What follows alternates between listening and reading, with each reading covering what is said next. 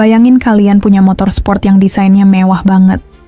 Bodinya kinclong, warnanya mencolok, suara knalpotnya aja bisa bikin tetangga sebelah nyaris mimisan. Tapi, tiap kalian gas di jalan raya, gak ada satu pun yang nengok. Lebih parahnya, motor itu malah disangka tukang galon keliling. Konyol, tapi itulah yang sering kejadian di dunia bisnis.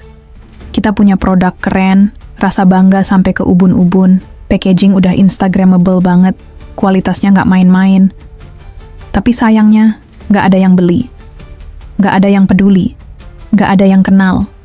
Bikin produk keren tapi nggak laku, itu rasanya kayak nembak gebetan pakai bunga 7 rupa di kuburan. Salah tempat. Salah strategi. Selamat datang di channel Darbe Nusantara, tempat di mana produk gagal disulap jadi brand premium dan bisnis sekarat dibangkitkan kayak Phoenix bangkit dari abu hutang. Terima kasih untuk kalian semua para subscriber setia yang udah setia nemenin perjalanan channel ini. Kalian tuh ibarat kayu gaharu di tengah padang pasir. Langka, mahal, dan aromanya bikin candu. Hari ini kita bakal bahas sesuatu yang bikin banyak pebisnis nyaris lempar laptop ke tembok. Kenapa produk yang udah bagus, udah cantik, udah halal, udah wangi, udah kayak mantan yang nyesel, tetep aja nggak laku? Padahal kata emak, asal rajin promosi pasti laku. Tapi kenyataannya, nggak semudah nambahin caption motivasi di postingan jualan. Nah, di video ini, kita bakal bedah tuntas kenapa hal itu bisa terjadi, dari sisi teknis sampai spiritual. Iya, spiritual. Karena kadang masalah branding itu bukan cuma soal logo dan warna, tapi juga soal rasa, value, dan vibe yang kalian pancarkan. Kita bakal bahas caranya nge-upgrade produk yang kalian punya. Jadi brand premium yang bukan cuma laku, tapi dicari, dirindukan, dan dibicarakan. Kita bakal kupas bagaimana strategi branding, storytelling, positioning, bahkan penggunaan teknologi kayak AI bisa ngubah usaha kecil jadi imperium yang disegani. Dan tentu aja, semua ini bakal dikaitkan dengan filosofi luhur warisan leluhur kita. Karena dari dulu, orang Nusantara itu bukan sekadar dagang, tapi dagang dengan hati, dagang dengan nilai, dagang dengan kehormatan. Ingat kata nenek moyang, barang bagus tanpa cerita, bagaikan tombak emas yang dikubur dalam lumpur. Kita nggak akan biarkan produk kalian tenggelam tanpa makna. Langsung duduk yang nyaman, pegang kopi atau teh manis kalian, karena ini akan jadi obrolan paling penting sepanjang sejarah hidup bisnis kalian. Kita akan gali satu persatu alasan kenapa produk kalian keren tapi nggak laku, dan tentu saja, gimana cara bikin itu semua berubah. Oke, udah siap? Kalau sudah, bilang di hati, gue udah cukup gagal, sekarang saatnya naik kelas. Maksudnya, kita sudah cukup gagal, sekarang saatnya usaha kita naik kelas. Dan kalau kalian benar-benar serius, pastikan nonton video ini sampai akhir. Karena jawabannya nggak akan kalian temuin di konten motivasi murahan yang cuman ngajak semangat tanpa strategi. Ini Darbe Nusantara.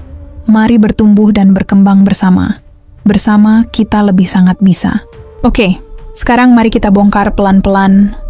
Kenapa banyak dari kita udah capek-capek bikin produk sekeren mungkin, udah keluar modal gede buat desain kemasan, udah hire fotografer buat foto-foto estetik, udah ngatur feed Instagram serapi ubin masjid, tapi yang beli masih itu-itu aja.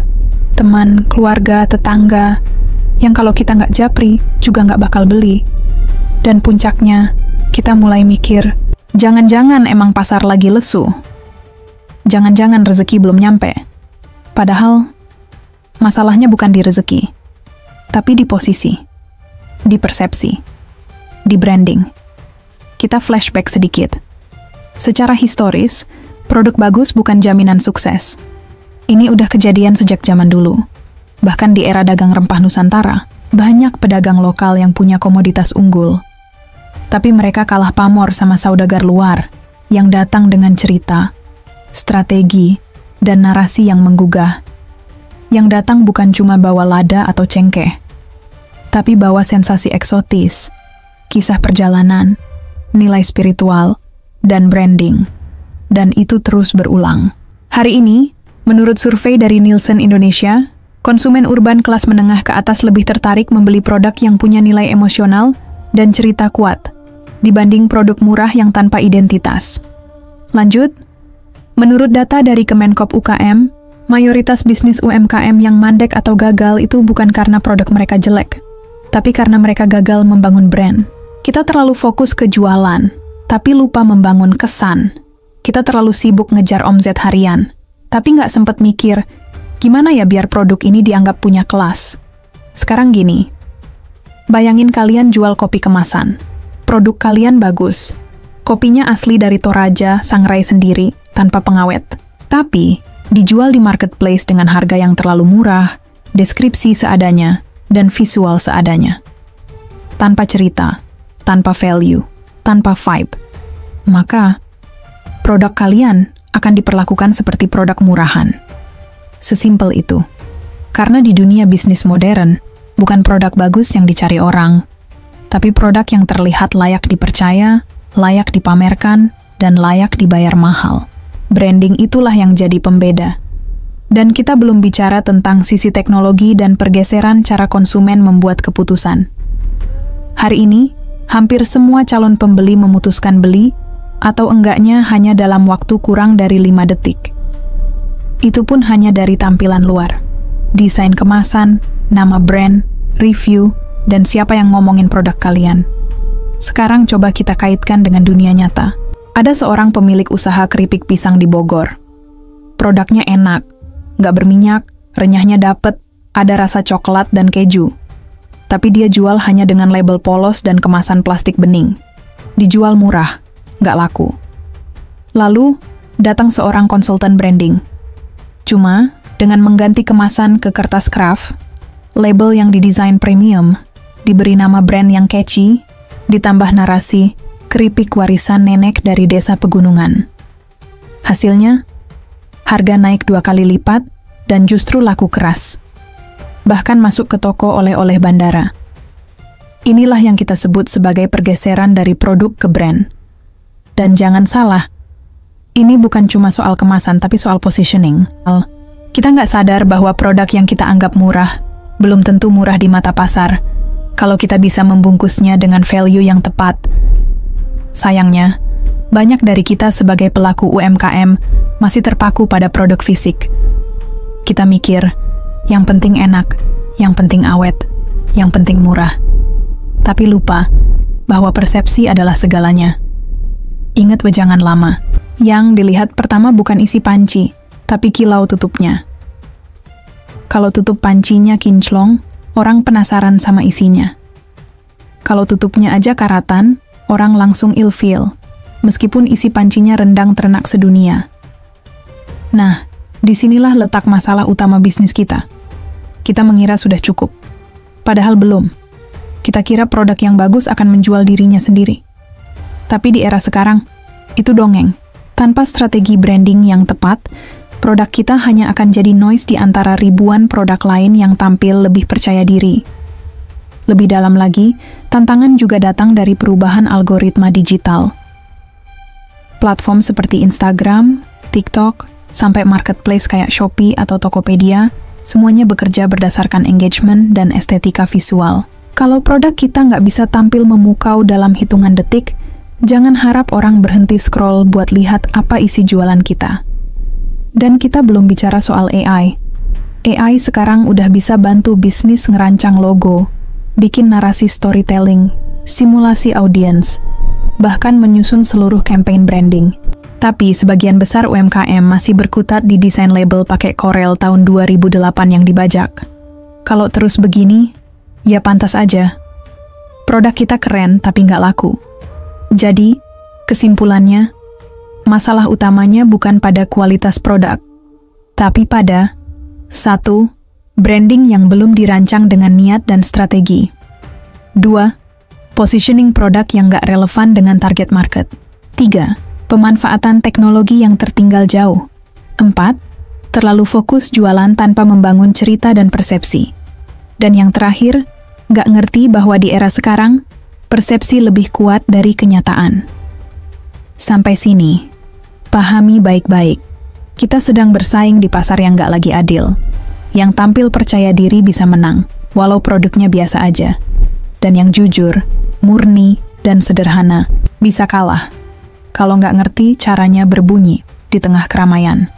Tapi tenang, jangan panik dulu, karena di bagian selanjutnya, kita akan bahas secara konkret, langkah demi langkah, untuk mengubah usaha kalian jadi brand premium.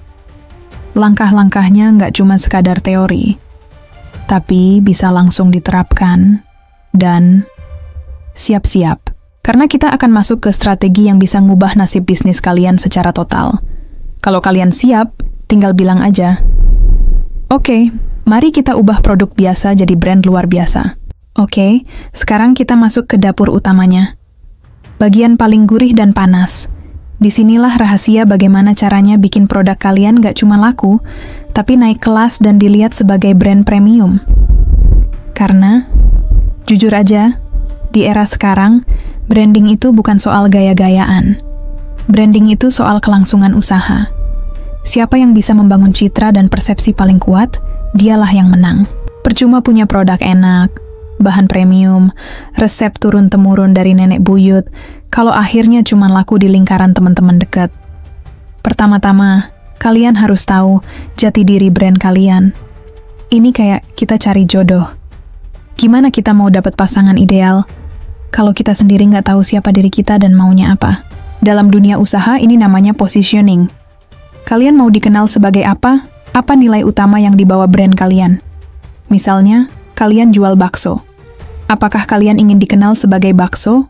Halal premium berbahan daging sapi murni tanpa campuran? Atau bakso murah meriah dengan rasa pedas khas kampung halaman? Dua-duanya sah. Tapi konsekuensinya beda. Warna desainnya beda, gaya komunikasi beda, target konsumennya beda, dan cerita brandnya juga harus beda. Nah, untuk tahu jati diri ini, kalian cukup jawab 3 pertanyaan sederhana. Apa misi produk kalian? Kenapa kalian mulai usaha ini? Dan apa yang membuat produk kalian berbeda dari yang lain? Jawaban dari 3 pertanyaan ini adalah pondasi awal membangun brand premium. Setelah itu, kalian harus membuat cerita brand yang menggugah. Ini bukan cerita asal-asalan. Ini narasi yang menyentuh hati. Karena hari ini, orang beli bukan cuma karena butuh, tapi karena mereka merasa terhubung. Terhubung dengan kisah, perjuangan, filosofi, bahkan dengan mimpi yang ditawarkan oleh produk kalian. Kenapa banyak orang rela bayar mahal buat kopi dari Gayo atau coklat dari Sulawesi? Karena mereka nggak sekadar beli rasa, mereka beli cerita. Cerita tentang tanah tempat kopi tumbuh, tentang petani yang merawat dengan cinta, dan tentang proses tradisional yang dijaga turun-temurun. Kalau kalian bisa narasikan hal itu ke dalam produk kalian, bahkan kerupuk ikan bisa terasa seperti snack eksklusif di butik makanan Eropa. Visual branding juga nggak kalah penting. Nggak bisa lagi asal bikin logo di aplikasi gratis, lalu cetak label pakai printer rumah. Brand premium butuh tampilan premium. Mulai dari logo yang punya filosofi, warna yang punya psikologi, font yang ngasih kesan, hingga kemasan yang layak difoto di meja restoran bintang 5. Kalau belum bisa hire desainer profesional, kalian bisa manfaatkan teknologi. AI sekarang udah canggih banget. Kalian bisa pakai tools seperti Luca untuk bikin logo, Canva Pro untuk desain sosial media, Brandmark untuk branding kit, dan ChatGPT buat bantu copywriting produk. Bahkan dengan bantuan AI, kalian bisa bikin strategi konten 1 bulan penuh, lengkap dengan ide, caption, dan visualnya. Nah, bicara soal strategi, jangan lupa posisikan produk kalian secara tepat. Jangan jual bakso ke orang yang lagi cari salad. Pahami siapa target pasar kalian, dan fokus ke mereka. Apakah itu ibu rumah tangga yang butuh makanan sehat buat keluarga? Atau anak muda urban yang suka makanan estetik dan praktis? Semua elemen dari packaging, iklan, sampai konten media sosial harus bicara langsung ke target itu. Produk boleh sama, tapi cara menyampaikannya harus beda. Inilah kunci kenapa brand bisa terasa premium, bahkan jika bahan bakunya mirip dengan produk tetangga. Teknologi juga harus kalian manfaatkan dengan maksimal. Jangan cuma jadi penonton di tengah banjir inovasi digital. Di era ini, nggak paham teknologi itu seperti pedagang zaman dulu yang buta huruf. Pakai AI sebagai tim kalian. ChatGPT bisa jadi penulis konten. CapCut AI bisa bantu edit video jualan. Notion AI bisa bantu susun strategi mingguan. Bahkan AI seperti Wizard bisa bantu kalian bikin wireframe landing page produk premium. Intinya, AI bukan pengganti tenaga kerja, tapi pelipat ganda daya. Sekarang, mari kita lihat contoh nyatanya dari unit bisnis Darbe. Ambil produk bakso kemasan dari PT Darbe Maju Mapan. Modal awal bisa dimulai dari puluhan juta rupiah untuk produksi pertama, pengemasan, dan branding. Mulailah dari 50 kemasan untuk tes market. Ceritakan kisah di balik produk, daging asli dari peternak lokal, proses produksi higienis, dan cita rasa yang khas. Gunakan kemasan vakum modern, label halal, dan desain elegan minimalis.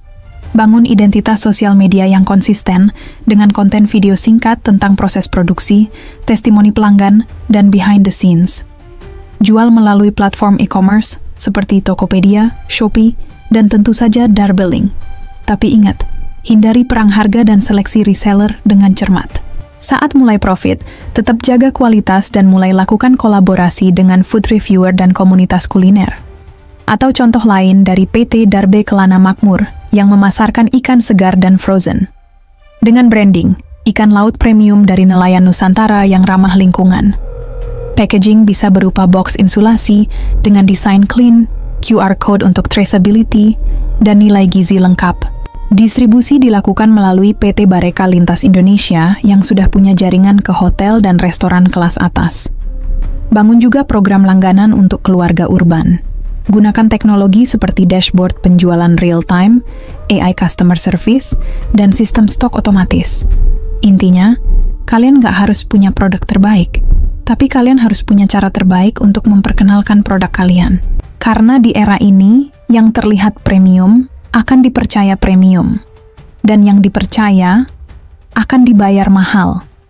Jadi sekarang, pilihannya di tangan kalian. Mau terus main di level bawah dan jualan dengan untung tipis, atau mau naik kelas dan duduk bareng brand-brand besar? Kalau kalian pilih yang kedua, Darbe Nusantara siap jadi teman seperjuangan kalian. Mari bertumbuh dan berkembang bersama. Duduk yang tenang, tarik napas dalam, dan siapkan diri kalian untuk kisah yang bakal bikin mikir 2 kali soal usaha yang kalian jalani sekarang. Karena studi kasus kali ini bukan cerita dongeng. Ini realitas yang bikin banyak orang sadar bahwa jualan tanpa arah branding itu kayak berlayar tanpa kompas. Bisa aja jalan, tapi ujungnya nyasar. Cerita ini datang dari seorang pengusaha muda yang dulu jualan jus detox dari rumah kecil di pinggiran kota. Produknya asli bagus, rasa enak, bahan segar, nggak pakai pengawet, dan dikirim langsung hari itu juga.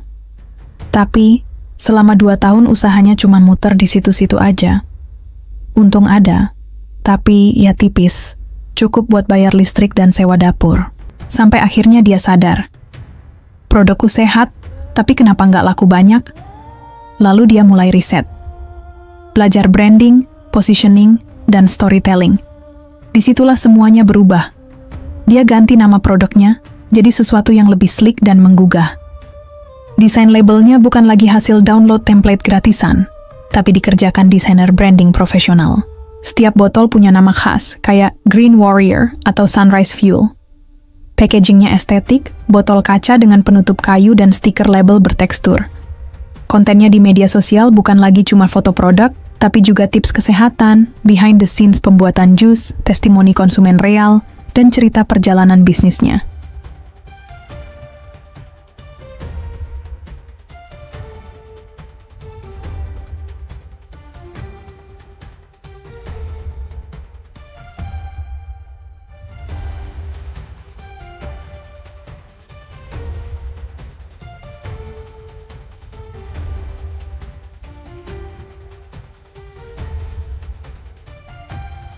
Atau mari kita lihat yang lebih gila lagi. Kalian mungkin pernah dengar brand fashion lokal yang awalnya cuma jual kaos oblong dengan sablon nama kota. Dulu dijual cuma di pasar-pasar festival dan pameran UMKM. Tapi setelah mengerti tentang value dan daya tarik nostalgia, mereka mulai main narasi. Kaosnya jadi media cerita. Ada cerita tentang kampung halaman, tentang masa kecil, tentang memori di gang sempit dan warung pojok. Mereka ubah toko jadi experience center, bukan sekadar tempat beli. Lalu yang terjadi? Dalam setahun, mereka berhasil buka cabang di kota besar dan bahkan collab dengan musisi indie.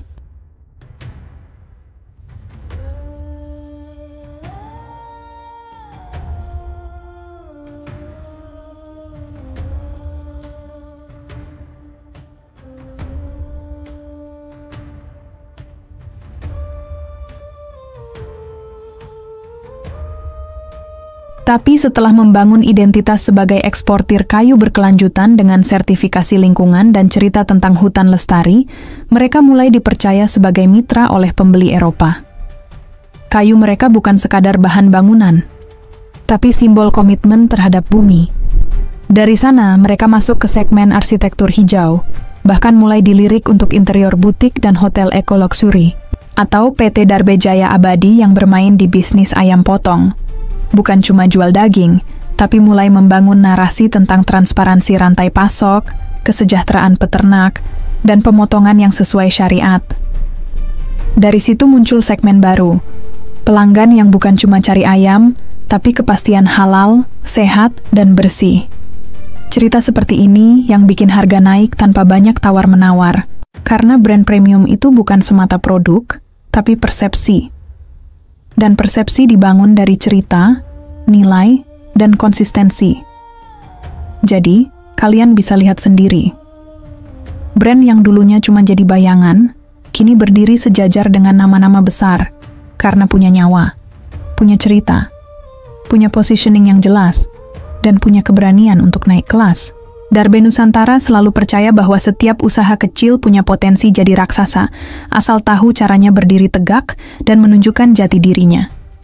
Maka dari itu, belajarlah dari kisah-kisah ini. Jangan cuma ditonton, terapkan, uji. Dan bangun branding usaha kalian dengan niat, bukan cuma coba-coba. Sekarang mari kita masuk ke titik balik yang sebenarnya. Pertanyaan untuk kalian semua yang udah nonton sampai sejauh ini. Di antara semua strategi, kisah nyata, wejangan, dan gebrakan tadi, kira-kira yang paling ngena ke kondisi usaha kalian yang mana? Yuk tulis di kolom komentar, karena dengan nulis kalian gak cuma berbagi insight, tapi juga sedang menegaskan langkah awal perubahan usaha kalian. Jangan tunggu sempurna dulu baru bergerak. Dalam dunia usaha, yang bergerak lebih dulu biasanya menang duluan. Kalian bisa punya produk terbaik senusantara, tapi kalau nggak paham cara membangun persepsi, kalian akan selamanya jadi cadangan di rak paling bawah. Mulai sekarang, ubah mindset kalian dari yang penting produk bagus, menjadi produk bagus itu baru langkah awal, brand kuat, itu tujuan akhirnya. Berani nggak kalian mulai membangun usaha kalian sebagai brand premium? Nggak harus langsung mahal, tapi harus punya nilai lebih. Mulai dari cara packaging, cara cerita, sampai cara menyampaikan visi misi usaha. Buat audiens kalian bukan cuma beli, tapi ikut memiliki. Ingat kata pepatah leluhur, yang tampak belum tentu utuh, yang utuh pasti punya kisah yang panjang. Usaha kalian bukan cuma soal dagang, tapi soal membangun makna yang nempel di kepala dan hati pelanggan. Kalau sekarang kalian masih bingung, harus mulai dari mana? Coba mundur selangkah, dan lihat usaha kalian dari mata pelanggan. Apa yang mereka lihat, apa yang mereka rasakan, dari sana, ubah satu persatu. Nggak harus besar, yang penting konsisten. Mulai branding dari cara kalian ngomong di konten, cara menjawab komentar, sampai cara kalian mengemas dan mengirim barang. Semua itu adalah bentuk komunikasi visual yang membentuk brand secara perlahan tapi pasti. Dan terakhir, jangan menunda. Waktu nggak pernah nunggu yang ragu. Jalan terus, dan ingat wejangan satu ini. Air yang diam lama-lama keruh, tapi air yang mengalir bisa membentuk lembah. Jangan biarkan usaha kalian jadi genangan. Buatlah jadi arus yang menggerakkan. Kalian yang nonton ini sekarang, punya satu langkah lebih maju dibanding pesaing kalian yang belum tahu caranya naik kelas lewat branding. Maka bergeraklah, sekarang juga. Karena menunda adalah cara paling halus untuk membunuh potensi usaha kalian sendiri. Oke, kita rekap sebentar ya sebelum kalian balik ke kesibukan bisnis kalian masing-masing. Hari ini kita bahas satu hal yang sering bikin banyak pengusaha frustasi. Produk udah keren, udah maksimal, tapi kok nggak laku-laku? Dan jawabannya jelas, bukan karena produknya jelek, tapi karena belum diposisikan sebagai brand yang punya nilai, bukan cuman harga. Kita udah ngobrolin soal pentingnya membangun persepsi, bikin cerita yang bisa dirasakan pelanggan, dan strategi konkret buat naikin level usaha kalian ke ranah premium. Kita juga udah lihat gimana AI, teknologi, sampai studi kasus brand lokal bisa jadi inspirasi dan titik balik buat usaha kalian sendiri. Jadi kesimpulannya simple tapi dalam. Produk bagus itu fondasi, tapi brand kuat itu bentengnya. Tanpa branding, usaha kalian kayak rumah bagus tanpa pagar. Siapapun bisa lewat, gak ada yang peduli. Tapi kalau kalian bangun pagar branding yang kuat, usaha kalian bakal dihormati, dikenali, bahkan dikejar pelanggan yang loyal. Dan ingat, semua strategi tadi nggak akan ada artinya kalau cuma jadi teori. Eksekusi itu kuncinya. Jangan nunggu semuanya sempurna baru mulai, karena kesempurnaan nggak pernah datang ke mereka yang hanya menunggu. Ini channel Darbe Nusantara. Mari bertumbuh dan berkembang bersama. Bersama kita lebih sangat bisa. Kalau kalian merasa konten ini membuka wawasan dan ngasih solusi konkret buat usaha kalian, jangan pelit buat like, share, dan subscribe. Anggap aja ini investasi kalian buat ilmu yang jauh lebih mahal dari seminar yang cuma kasih janji. Dan kalau kalian berani, tulis di komentar. Saya siap bikin brand saya naik kelas. Biar kita sama-sama saling dorong dan saling belajar. Sampai ketemu di video berikutnya, dan ingat, brand kalian adalah warisan yang bisa hidup jauh lebih lama dari sekadar barang dagangan.